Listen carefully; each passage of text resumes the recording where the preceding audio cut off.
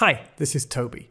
I just wanted to chip in before we start today's episode to say that for those of you who set your clocks by the extremely reliable publishing schedule of this podcast, well, you might have noticed that your clocks have got a little bit out of whack recently. Sorry about that. For the first time since we launched in the year 2020, I missed our scheduled spot. I intended to put today's episode out this time last week, but I unexpectedly had to self-isolate and I was stuck in the wrong country, unable to travel. Apparently there's some kind of bug going around, I don't know.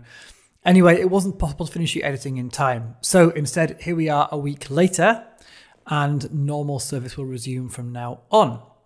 I have a really interesting series of guests lined up for 2022, starting with the conversation you're about to hear on the importance of trust in the relationship between scientists and policymakers, and lots more to come. So I hope you and your families are fit and well, as mine are too, thankfully. And if you're listening to this as it's published, then Happy New Year to you, and see you again on the other side of the theme music. Enjoy.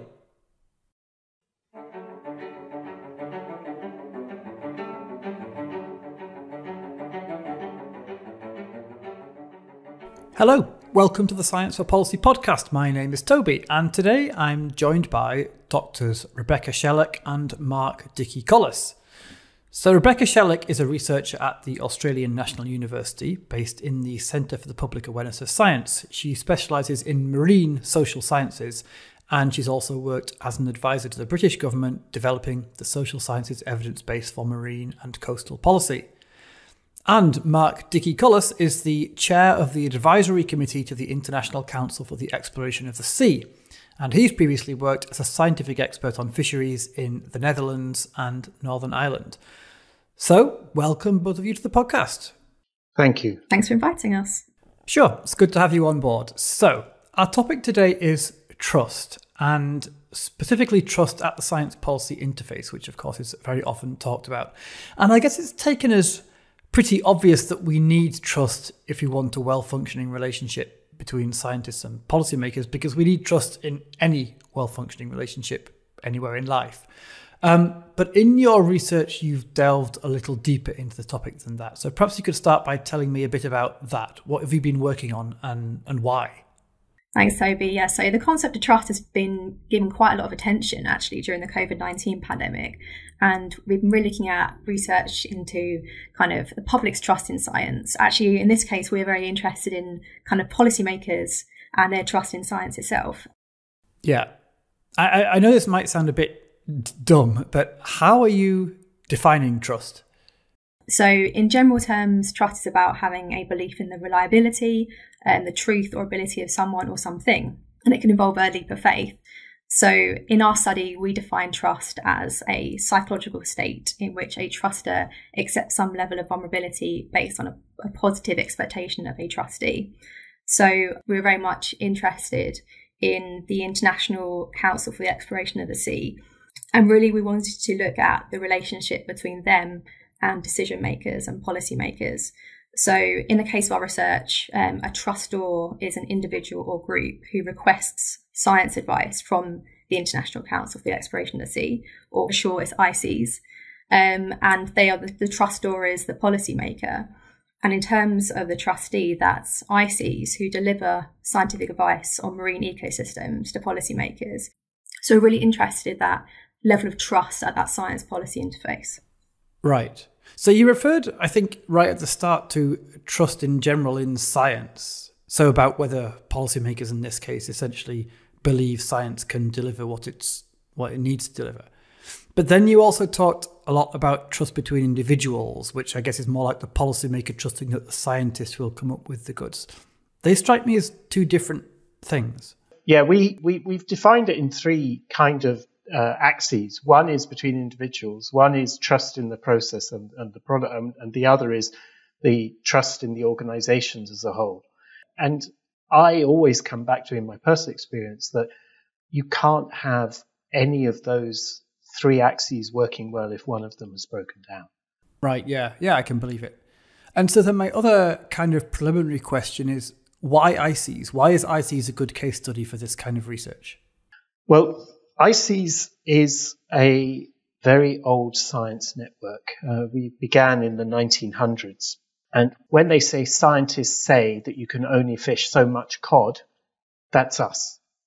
And we hide in the background, and we have a whole range of processes and frameworks to ensure that we are as independent of government as possible. Europe is the only part of the world which does this, by the way. And we provide that information on 240 fish stocks every year, plus also ecosystem-based management and the ecology of the North Atlantic Ocean, to governments and governmental institutions across all of Northeast Europe, from Russia, Norway, Iceland, United Kingdom, and the EU, and also the environmental organizations, which are called OSPAR and HELCOM, which are working on the environment and ecosystems of the Baltic and the Atlantic Ocean. So that's what ICES is. We're a network of 1,500 to 2,000 scientists annually producing work that flows into advice for governments. Okay, and a slightly geeky question, but then this kind of detail is really like the bread and butter of many of the people who listen to this podcast. What kind of institutional setup do you have? Are you like baked into the policy-making processes so that you're always consulted as a kind of institutional player, or do you deliver ad hoc advice when a policymaker asks for it? We're both. We are baked into the annual kind of fisheries cycle. We have memoranda of understanding and grant agreements with a whole host of countries and institutions. Plus, we accept what we call special requests, which are one-off requests for advice. And why does ICES have something in particular to say about trust then?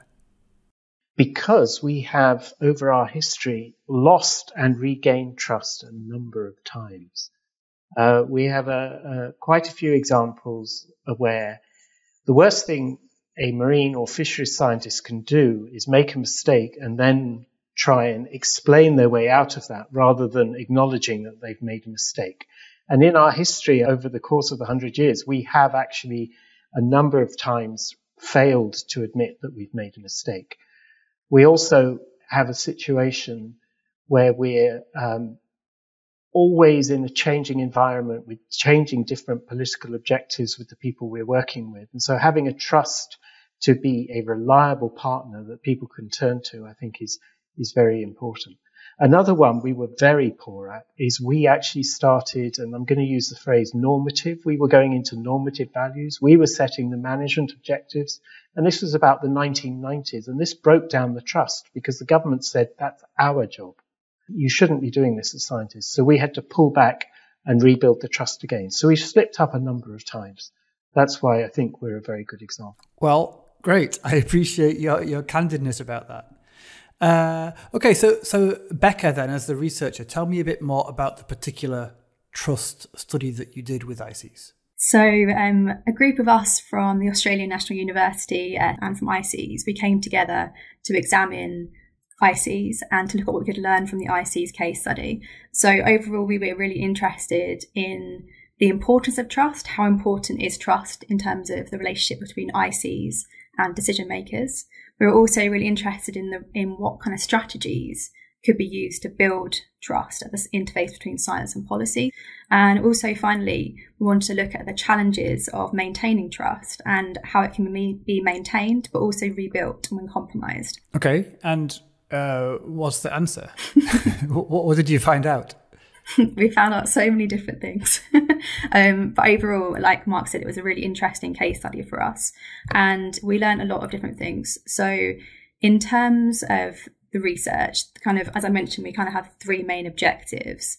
So the first objective was all about the importance of trust. So how important is trust when working at the interface between science and policy? And we found that trust was really, really important and in terms of the success of ICES. So it was really important for knowledge exchange, but also for research impact. So we interviewed a whole host of participants who were connected with ICES. And yeah, we got some really nice quotes from them. So one of the quotes we got was all about that trust was vital. And they thought that that the science policy interface couldn't function without trust being part of that equation. So that was really, really interesting. And like Mark said earlier, we also identified where trust is required at which different scales. So as we said, it's trust between individuals, trust in the organisation, so having trust in ICES as an organisation and as a brand, and also trust in the process. So having trust that the advice that's produced has gone through a really rigorous process and can really be used for meeting conservation, management and sustainability goals. Mm-hmm. We've also looked at which kind of strategies can be used to build trust and maintain trust. And we found that there were kind of 14 different strategies that we could learn from ICES. 14? So, yeah, 14 different strategies. Okay, right. Yeah, so quite a few. Yeah. So I'd recommend having a look at the paper, but I'm kind of going to talk about kind of 5 of them. So we found that it was really important to be transparent. So again, going back to that process, it's really good for those policymakers, decision makers to have an idea of the process behind the advice that's been generated. You need to be impartial. So you're not meant to kind of advocate for a particular outcome. And also we found that it's like having regular contact with stakeholders is really, really important, and creating those opportunities for interactions that are formal and informal. Also being able to kind of demonstrate independence. So engaging evenly with all different stakeholders, and also being mindful of politics and political sensitivities. So yeah, there was quite a few different strategies that we could learn from ICES. Yeah, thanks. I suppose none of those strategies will come as a big shock to people who are familiar with this area. But I find it interesting that they all came up in this one case study. And you also mentioned about ways to repair trust when it's been damaged. Did you come to conclusions about what's important there? We found that there were actually kind of 6 key strategies that can be used when trust has been kind of lost or eroded. So we found that it's really important that when trust has been lost, that you're really honest about the mistake that's been made, that you can identify the mistake and also how the mistake happened, being able to implement steps to prevent it from happening again, correcting that advice that's been given, so giving it time to rebuild trust, and also, again, ensuring that face-to-face contact to build trust and help to maintain it. Well, the thing that we as ICES really push very hard is this do not advocate for specific outcomes. And when people discover that I am the chair of the committee that does all this fish work, and they say, well, why aren't the governments implementing your advice as BBC News or whoever says they should? When I say it's not our job to police the governments on this, it tends to raise a few eyebrows. And it's actually key to one of our selling points, and it is a selling point in maintaining that relationship with these governments, is that we tell them the consequences of their action, but we don't judge them on the basis of that. So we're not advocates for our science as such. Now, this is very traditional in fisheries world. And actually, when we move into the conservation and environmental world, we find that lots of people find this jarring. And it's a very interesting relationship. And particularly, we are seen as too passive and non-threatening to the people we're advising. So there's a real tension in that situation, but it's key to our fisheries work and maintaining our trust with the governments. Okay. I'd like to explore that a bit more. When you started explaining that, I thought you were going to go in a different direction. So I suppose there are 2 different ways in which you might be passive, as you put it, or you might appear passive. One is the way you just described, which is where you make the recommendations, but you don't police the outcomes. So you say, we recommend X because of evidence A, B, and C, but we don't judge whether or how well governments implement those recommendations. Like, as you said, you're not advocates for your own science. And I hear what you're saying about that seeming absolutely normal in some spheres of work, but kind of surprising in others, like with conservation organizations who might otherwise see you as very much aligned with them. But then there's the other way of appearing passive, which is where I thought you were going, where you refrain from making recommendations. So you lay out the science and you maybe explain expected outcomes based on different courses of action, but you don't take that final step and say, therefore we recommend this course of action. You leave that part up to the policymakers. Where does ICES stand on that question? What we do is before we give the advice, we develop a framework with the governments, the requesters as we call them, and we clarify with them their acceptable risks and the management objectives. So in the fisheries context, we have this thing called maximum sustainable yield, and a government will say, yes, maximum sustainable yield is our objective. Please give us the right number or the consequences of catching this amount of fish in terms of MSY, as we call it. So we take a step back because fisheries negotiations are fairly public and full of many disagreements. And the very idea that people who are making these decisions are going to, in public, explicitly show their trade-offs and accept that there will be losers isn't going to happen. So we try and agree a framework beforehand. We do give options, but we have a preferred option, which is the pre-arranged management objective of the government or the EU Common Fisheries Policy, etc., whether that be conservation or resource exploitation. Yeah, so it's all agreed in advance. And that also helps to explain then why you're not banging the drum for one particular approach, like optimizing for sustainability, for instance. If you've already been asked by a government that they want to optimize for resource exploitation, then you give your advice in that framework. Absolutely. Or if you're in the Baltic, for instance, the recreational and leisure fisheries are in some ways socially much more important than the fishing industry to some countries. So the right of a Finnish family to go out with their gill nets every Saturday is a key management objectives for the Finnish fishing policy. But in that case, and Becca, you mentioned this as well, one of your key criteria being impartiality, so being independent of political influence, and steering between various kinds of stakeholders, especially in fishing policy, where I can well imagine it's a very heavily lobbied policy area. That must be a very fine line to tread, though, given what you've just said, Mark, because it's quite a subtle position to say, we are independent and impartial, but we also agree with the government in advance what their policy aims are, and we calibrate our advice to those aims.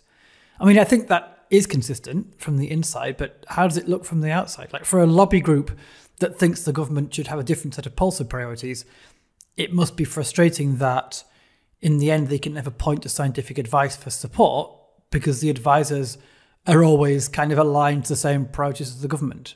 Deliberately so. Yes. I can't remember the paper, but there's a lot of papers, I think from the 70s and 80s, about insider advisors.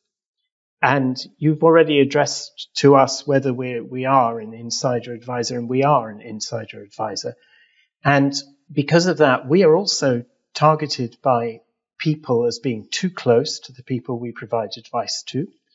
We're also criticized for not having enough transparency in terms of our conversation with the requesters who want advice in the early and preliminary stages of setting up these agreements.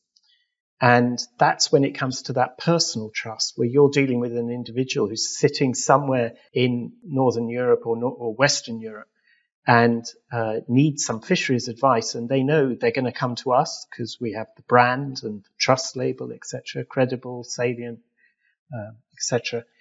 And yet that very interaction questions the legitimacy of our role in this because they trust us perhaps too much. And the people who question our advice as being too close say, well, this shows you're too close. Yeah, so I'm intrigued by the idea of trying to find this sweet spot between not trusting each other enough and trusting each other too much, trying to keep just the right distance. Can I give you one more example?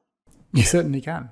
2 years ago, the environmental non-governmental organizations started to rightly complain about the bycatch of dolphins and harbour porpoises.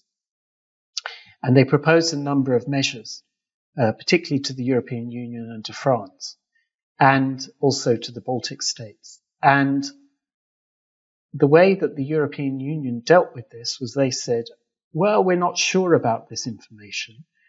We think it would be very helpful to send this information to ICES to evaluate, to see if the proposed measures are useful in terms of reducing the amount of bycatch of dolphin and harbour porpoises in these fisheries. And because of our reputation, because of our trust, or trust by a range of people in ICES, the NGOs said, yeah, that's a great idea, as long as you pay for it. So the government sent the proposals by the NGOs to ICES to look at the measures being proposed to reduce bycatch, mitigation of bycatching, as we call it. And ICES came back and said, actually, these are really sensible, and we'd push it a little further. And that was very helpful for a range of reasons, but most importantly, suddenly the campaigns to reduce bycatch for these harbour porpoises and dolphins had the legitimacy of ICES behind them because of our role in that system as a trusted operator. Okay, so that's an example of where the trust kind of flows through, right, from you to the policymaker and then on out into the broader community. That has to be the gold standard to aim for, in contrast to what I was just suggesting, where those two directions of trust might be in tension. But you set me wondering now whether there's also a problem with being too trusted, even just by governments, by policymakers. Can you have too much trust? Well, one of our co-authors, Chris Sitanovich, has one of his earlier papers. He has a beautiful U-shape where the system, in terms of its effectiveness, becomes perhaps less resilient or less stable if the parties become too trusting of each other. There's a whole degree of other properties in the system that creep in if there's too much trust. For instance, the scientists can get lazy, they can get blasé, they can become arrogant. The policymakers can do the same. Becca has much more experience on the policymaker side than me. Yeah, so I think that there can be sometimes too much trust placed in scientists, and I think that in research has been previously defined as or described as blind faith, whereby a decision maker may trust an individual scientist a little bit too much. They don't look at kind of signs of misconduct or misrepresentation of findings, and that can have a detrimental kind of effect on the legitimacy of both scientists and decision-making agencies. So it's really important to have trust between science and policy, but it might be too much. Absolutely. Another example is mackerel. For years they were shouting, there's lots more mackerel than ICES are saying. Now, ignoring all the issues we have at the moment with the EU, Norway and UK not having any quotas or quota shares that are agreed, we actually were wrong on mackerel for a number of years. And the governments were trusting us and saying, no, ICES says we're running out of mackerel. And the fishing industry was saying, no, there's tons out here. And again, we got egg on our face because in the end, we had to backtrack. We had a whole series of workshops to try and resolve why we were getting the science wrong. And unfortunately, the degree of a feeling of ICES is omnipotent as a trust giver meant that the fishing industry were losing mackerel catches. Okay, so we have an example of too much trust leading to mistakes, basically. But how about when trust breaks down and you have too little? Because Becca, this is one area you mentioned as a focus for your study, right? As well as building trust was also repairing it after a breakdown. Has ICES ever experienced a breakdown of trust in that way? And if so, what happens next? I'm going to give a very, very practical example. We have a fish stock which almost no one in Europe will have heard of, called blue whiting. And we had a number of years where over 1 million tons of blue whiting were landed every year. And we said, as ICES, that this was unsustainable and everything was going to go wrong and the governments needed to act with the fishing industry, because it's not always about imposing controls. It's about working with the fishing industry to get them to change their behavior too. And the fact was that we were wrong. The oceanography of the North Atlantic had changed and does change off and on, and had resulted in huge productivity of this stock of blue whiting. So we had to eat our words and say all our gloom and doom, all these projected declines and collapse of the fish stock never occurred. And yet a few years later, the oceanography did change. And we were in a situation where we, again, had to warn about this fishery. And everybody just pointed back and said, no, you said this before. And this time, we said we were wrong the last time. But now we've done some more science, we can explain why it was so much more productive than we thought it was, and our assumptions were wrong. But this time, we think we understand the system a lot better. And they said, well, okay, you have admitted you were wrong. We never actually defended our previous advice. We tried to explain it. And that was key, I think, as well. So we said, well, this time things have changed, and we won back the trust. And they did work with the fishing industry to reduce catches, and the assumptions were right this time, and the fishery didn't collapse, but the fish stocks did go down and the productivity changed. Toby, I was going to add on one more thing, that it obviously takes a really long time to build trust, and that's happened within the ICES case studies, taking a long time to build that trust with various different decision makers and stakeholders, but that trust can be lost so quickly. And it takes a while to repair it, and it might not return to the initial levels of trust. But yeah, hopefully these types of strategies can kind of show how you can build that trust if it has been lost. So hopefully that will be interesting and applicable to other case studies. Yes, indeed. So that was my next question. There's obviously some very clear examples of work that's been done specifically at ICES to maintain trust and rebuild it. How easily can these lessons be applied elsewhere? The broader message, I think, is that it's a portfolio of issues and approaches that bring trust on these three levels between people, between organizations, and also in process. And it's not just, there isn't a panacea. I think that's the other one, that the really awful thing that came out is time. Time matters. And these are things you really struggle to put into processes, you know. If it's a tricky one. It's a mixture of issues that you're dealing with. Yeah, I was going to say as well, Mark, I think one of the pieces of advice in terms of maintaining trust and also repairing it is all about that face-to-face contact. And obviously that's been quite difficult during the COVID-19 pandemic as well. So I wonder if that's something that's been occurring and been picked up.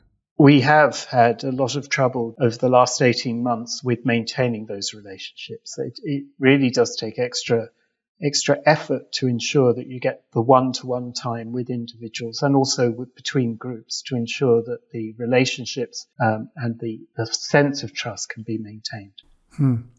There's a significant difference, I guess, between delivering a big formal written report, you know, the kind of thing you can publish on your website, and delivering that same information face-to-face through meetings and conversations and collaborations. Absolutely. I'm going to go a little bit into the grayer world here.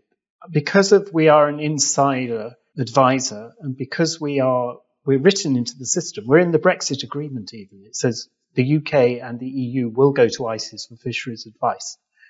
So we're really entrenched in the system. Because we have that role, there is a degree of trust, and there can be too much trust.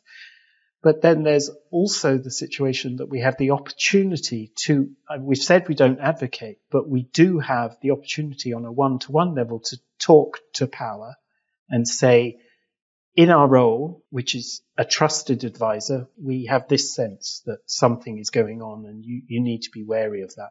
And those opportunities, I think, have been much less during the pandemic. It's been more problematic.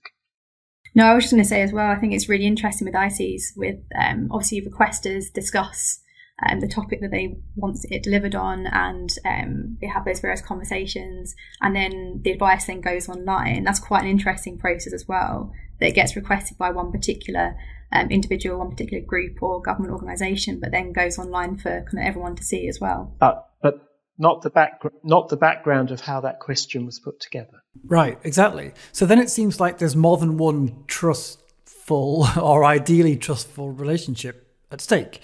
So far, we've been focusing on the trust between the advisor and the policymaker. But do you have any thoughts about trust between the advisor and the other audiences who also have an interest in the advice? I mean, that's surely important, especially if the advice is published online, as you say, for everyone to see. And those two directions of trust might seem to be in tension. Like if one link gets stronger, the other one gets weaker. So for this particular project, we looked at the relationship and the trust between ICES and then these people that request advice. But kind of moving forward, we're really interested to see, in terms of ICES and other case studies, what the relationship is like and how you can in terms of trust between the people that actually use the advice, so those people that work within decision making, that level of trust and how you can build trust and the relationship between them and IC. So slightly different. For this particular study, we were really interested in interviewing people that were connected with IC. So they worked within the IC secretariat or they worked in particular expert groups. But moving forward, we're really interested to see information from people that actually use the advice in practice. So decision makers and government and how they actually use it in practice. Yeah, that definitely sounds like an interesting area for your next project. It'd be good to build more on the empirical evidence base. Like I said, there's a lot of theoretical research out there. It'd be really good to kind of look at how these strategies can be used in practice. So how can other organisations and other scenarios, how they can use our strategies and to build trust, but also to maintain trust and repair it, and whether they actually work in practice. So actually kind of evaluating how these might work. So we've kind of delivered these particular strategies, and it'd be good to see how they can be applied beyond ICs and potentially beyond marine science as well. Great. And Mark, what does ICs take away from this? Where do you want to go in the future with it? What would we like to have as a future is to be regularly challenged still, because I'm a great believer that too much trust is dangerous for you as a boundary organization. And we're pushing very hard on transparency. We're pushing very hard on having open coding and data freely accessible and all that. And our job is to ensure that people can challenge us, because the moment that we, who are sort of in the shadows almost, are given a free rein without being challenged, things get very difficult. The next step, which is when the research team go and ask the requesters even more in depth, I think is going to be much more interesting to us as well. Yeah, well, I mean, I don't want to pour cold water on the study because it does sound really valuable, but I wonder whether it actually taught us very much that we didn't already know. Because it sounds like, for instance, ICs had already figured out through trial and error, as it were, the importance of trust and the risk of losing it and strategies to get it back. So were there still some surprises or new lessons in the results of the study, do you think? So I don't think it went so far against the literature. I think what was really interesting is using ICE as a case study, how established it is and how many lessons they've learned over the time. I think that was really, really interesting for us and enabled us to build those strategies. What was really interesting to me was to know that trust was really important, but that it could be lost so significantly. And I think that's something that'd be really interesting in the future to learn more about, and how you monitor trust over time and you evaluate it. And I think it would really help with our research into knowledge exchange. The monitoring and evaluation thing is interesting, because it strikes me that if you're inside the system, you just know that trust is important, right? And you know when you trust the other people in the system, and you know when they trust you. It's something people are just good at sensing. But what we're perhaps not so good at is spotting danger signs of when we might be starting to lose trust. So I can imagine some kind of structured early warning signals could be really handy. That would be, especially, I mean, Becca touched on this, that ICES does a lot of this stuff without strong academic foundation. We don't go out and say we've evolved our framework. We've never gone out and designed our framework. So when Becca says they saw lots of the stuff that resonates with the existing literature, I was relieved, but also thought learning by doing works when you're over 100 years old. Having said that, trying to reform a 100-year-old organization is also a bit of a nightmare too, because if things become very entrenched, it's very difficult to change. But I was heartened to read that, in fact, we were kind of aligning with some of the things recommended in the existing academic literature. Right, which is reassuring on both sides, I guess. Reassuring for ICs that you've ended up in the right place, and reassuring for the literature that it holds up well in the context of real life. So, Becca Shellock and Mark Dickey-Collas, thank you both very much for this conversation, for your insights into a century-old science advice mechanism and your honesty and openness in assessing it. And best of luck with the next stage of your research. Thank you very much. Thanks, Toby. The Science for Policy podcast is produced by SAPEA. We're a consortium of Europe's academies and learning societies, and we're part of the European Commission's Scientific Advice Mechanism. We provide evidence and expertise to inform the work of the group of Chief Scientific Advisors. SAPEA is funded by the EU's Horizon 2020 programme for research and innovation, and you can find lots more information about us and our work at sapea.info. Finally, the rather lovely cello music that's playing right now is performed by Elizaveta Sushchenko, so I shall shut up and let you enjoy the last few bars. Bye for now.